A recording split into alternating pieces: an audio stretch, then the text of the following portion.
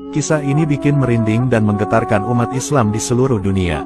600.000 jamaah haji ini ibadahnya tidak ada yang diterima kecuali seorang tukang tambal sepatu ini. Dahulu, ada seorang tukang sol sepatu di kota Damaskus yang diterima ibadah hajinya dan menjadi haji mabrur meski ia tidak berangkat ke Tanah Suci. Kabar ini membuat hati ulama besar sekaligus ahli hadis bernama Abdurrahman Abdullah bin Al-Mubarak bergetar. Lantas, apa yang membuat tukang sol sepatu itu diterima ibadah hajinya padahal belum ke Tanah Suci? Dikisahkan, pada suatu hari, Abdurrahman Abdullah bin Al-Mubarak beristirahat dan tertidur setelah menjalani ritual ibadah haji.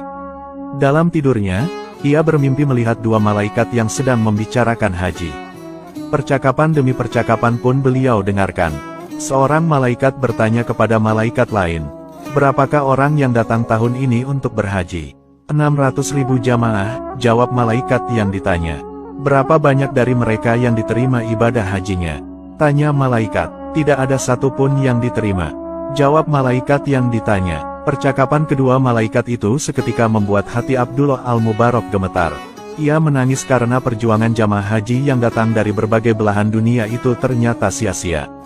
Ulama itu berpikir, semua orang-orang ini telah datang dari belahan bumi yang jauh, dengan kesulitan yang besar dan keletihan di sepanjang perjalanan, berkelana menyusuri padang pasir yang luas, dan semua usaha mereka menjadi sia-sia. Abdullah Al-Mubarak kemudian kembali mendengarkan percakapan dua malaikat berikutnya. Malaikat mengatakan, bahwa ada hamba Allah yang tidak datang menunaikan ibadah haji tetapi ibadah hajinya diterima dan seluruh dosanya telah diampuni. Berkat hamba itu juga, akhirnya seluruh ibadah haji orang-orang di dunia diterima oleh Allah Subhanahu wa Ta'ala. Malaikat bertanya, "Kenapa bisa begitu?" "Itu kehendak Allah," jawab malaikat yang ditanya. Kemudian, malaikat tersebut menyebutkan hamba Allah yang dimaksud. Dia adalah Ali bin Al-Muwafiq, yang bekerja sebagai tukang sol sepatu di kota Damaskus. Setelah mengalami mimpi yang luar biasa itu, ulama besar yang bernama Abdurrahman Abdullah bin Al-Mubarak itu lantas terbangun dari tidurnya.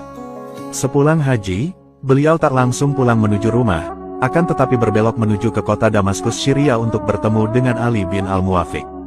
Sesampainya di sana, ia langsung mencari sang tukang sol sepatu yang disebut malaikat dalam mimpinya. Hampir semua tukang sol sepatu ditanya, apakah ada tukang sol sepatu yang bernama Ali bin Al-Muwafiq. Salah seorang tukang sol sepatu lantas menjawab, bahwa Ali bin Al-Muwafiq berada di tepi kota. Sesampainya di sana, ulama itu bertemu dengan seorang tukang sol sepatu yang berpakaian amat lusuh. Ulama itu mengonfirmasi apakah ia adalah tukang sol sepatu yang sedang dicari atau bukan. "Benarkah Anda bernama Ali bin Al-Muwafiq?" tanya Abdullah Al-Mubarak. "Betul Tuan, ada yang bisa saya bantu," ujarnya. Ulama itu lantas bertanya, "Saya hendak tahu, adakah sesuatu yang telah Anda perbuat sehingga Anda berhak mendapatkan pahala haji mabrur, padahal Anda tidak berangkat haji?" Tukang sol sepatu itu mengaku tidak tahu. Akan tetapi, ahli hadis tadi ingin Ali bin Al-Muwafiq menceritakan bagaimana kehidupannya selama ini. Tukang sol sepatu yang diterima ibadah hajinya pun lantas bercerita, "Sejak puluhan tahun yang lalu, setiap hari saya menyisihkan uang dari hasil kerja saya sebagai tukang sol sepatu.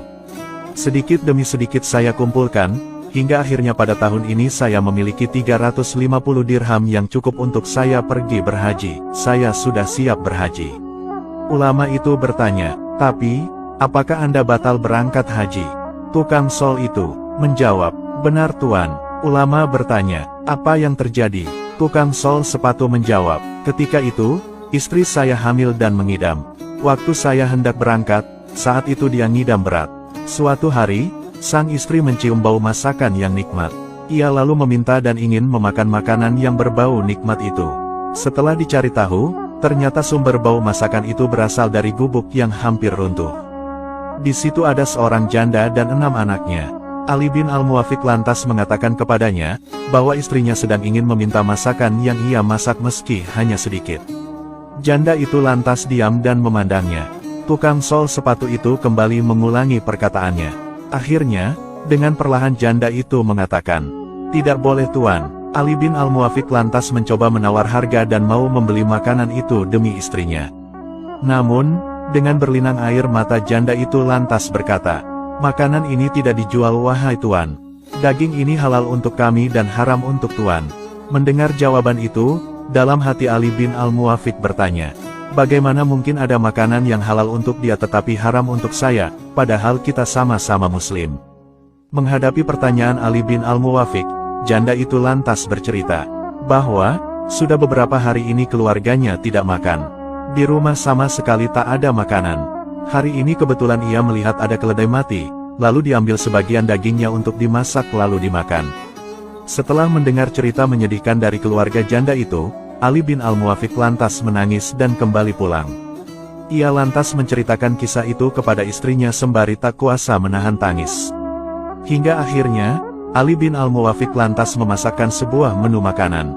Ia lalu mendatangi rumah janda tersebut dan memberi uang juga sebesar 350 dirham kepada keluarga janda itu.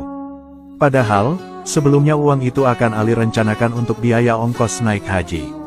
Ali lantas berkata kepada wanita janda itu, pakailah uang ini untukmu sekeluarga. Gunakanlah untuk usaha agar engkau tidak kelaparan lagi. Subhanallah, sungguh mulia akhlak Ali bin Al-Muwafiq itu. Setelah mendengar cerita tersebut, Abdullah Al-Mubarak pun lantas tak bisa menahan air matanya. Ternyata, inilah amalan yang dilakukan oleh tukang sol sepatu di Damaskus itu yang mendapat haji mabrur, dan berkatnya, atas kehendak Allah, ratusan ribu jamaah haji di seluruh dunia akhirnya diterima ibadah hajinya. Semoga kisah ini memberikan banyak hikmah kepada kita agar terus berbuat kebaikan kepada sesama manusia. Amin. Wallahu a'lamu bishawab.